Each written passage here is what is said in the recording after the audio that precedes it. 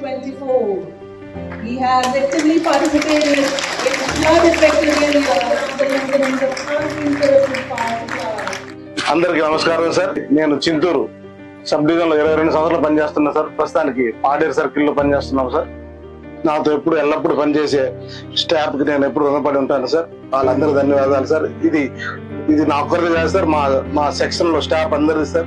ఈ line man Diwas కార్యక్రమం నిర్వహిస్తున్న central power of electricity authority వారికి మరియు కేంద్ర ప్రభుత్వానికి, రాష్ట్ర ప్రభుత్వానికి, మా ఏపీ PDCL CMD గారికి నేను ఎంతో రుణపడి ఉంటాను. ధన్యవాదాలు.